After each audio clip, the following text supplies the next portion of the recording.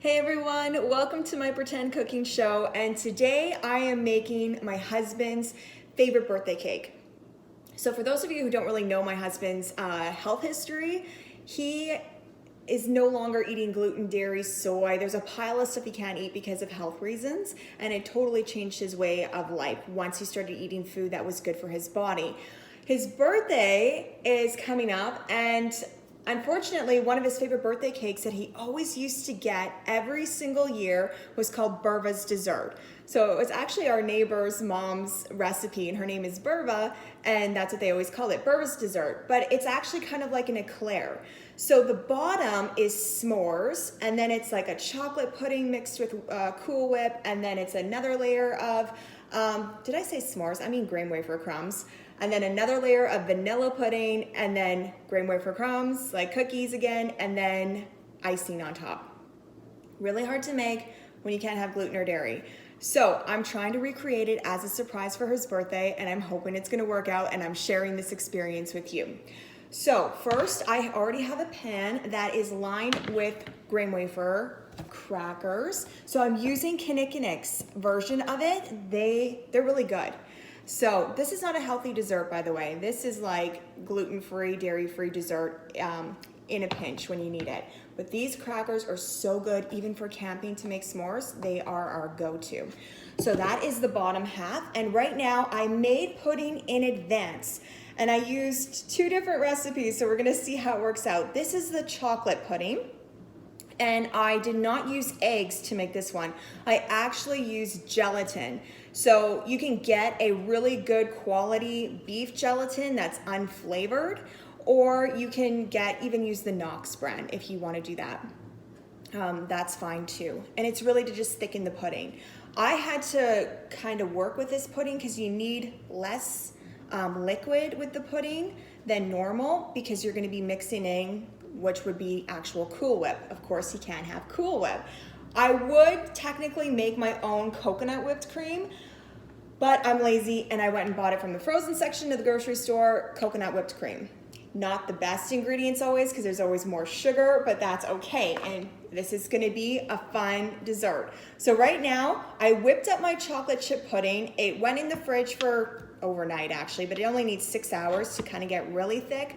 I've added in the coconut whipped cream, and now I'm going to mix it up, and then we're gonna pour it over the first layer. So I'm gonna do that right now. You guys, I just tried that. Oh my gosh, it is heavenly. You can't tell that this is dairy-free. So now I am gonna just pour this, I have like cookbooks everywhere. I'm gonna just pour this over our graham crackers. And this is gonna be our second layer of the eclair. My husband actually has not had his birthday cake for like 10, 11 years now, I think, because he hasn't been able to have gluten or dairy, or eggs for that matter, for quite a while. Now he can tolerate eggs again, but yeah, he has no idea I'm making this. I don't know why I never attempted this before, but here we go. I think it's gonna be a hit. I really do. I'm loving it so far. Okay, I'm gonna smooth this out, and then I'll show you the next layer.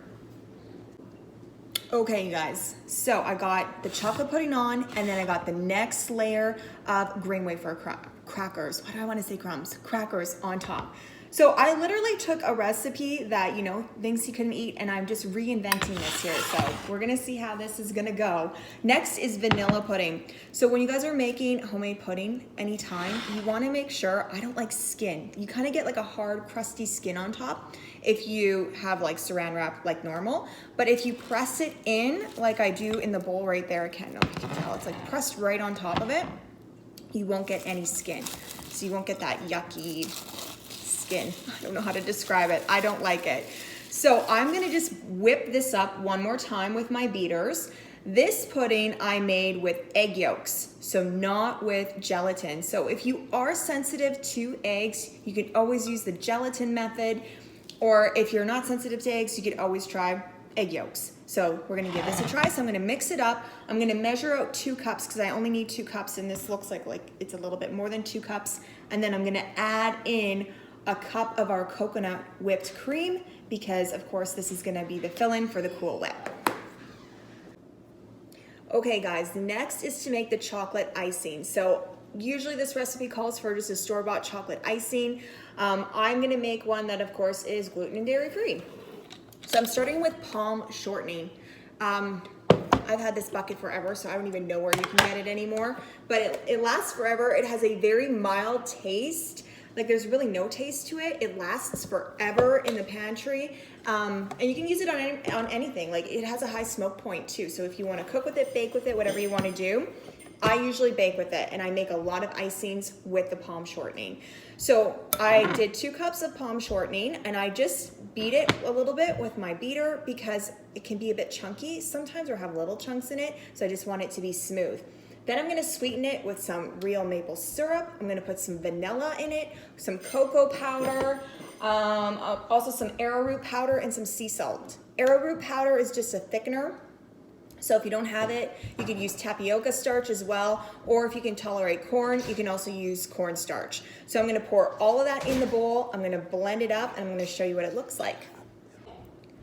Okay guys, chocolate icing is made, and this was the part that I was kind of freaking out about because in the original recipe, they're using store-bought and they warm it up in the microwave and then they pour it over top.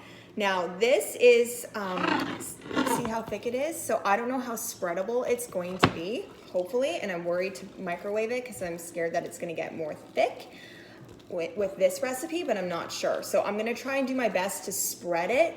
The reason I didn't make the icing ahead of time is because you have to keep it in the fridge, and once this icing is in the fridge, then it gets really hard and you have to wait for it to come to room temperature. But for this particular dessert, I want it to get hard.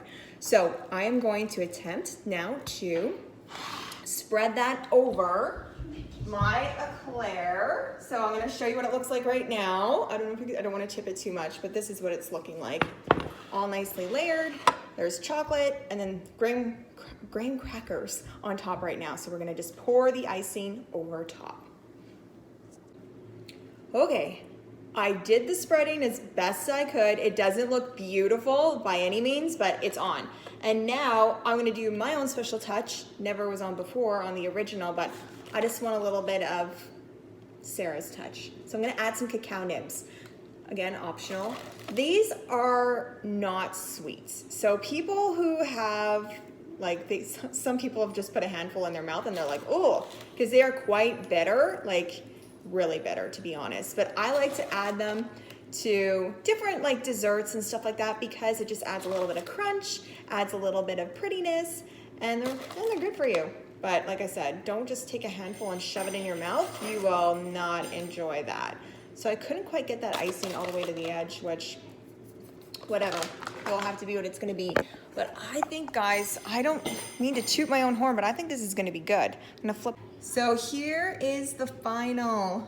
You can see the cacao nibs, the icing. My dog is bothering me right now. And then you can kind of see the layers there. So awesome, I'm excited. I think it's gonna work out. I'll tell you guys how he likes it.